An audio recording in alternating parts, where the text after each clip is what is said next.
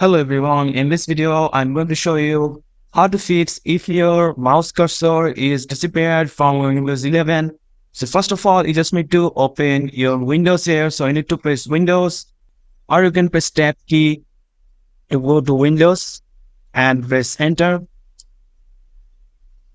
Then you need to type here touchpad settings.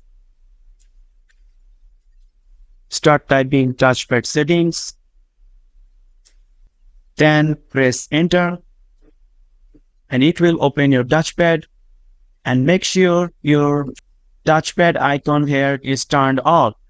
If it's turned off, your mouse cursor will be disappeared. So if you don't know how to use turn on, you just need to press Tab key, and you can see you can toggle the option here.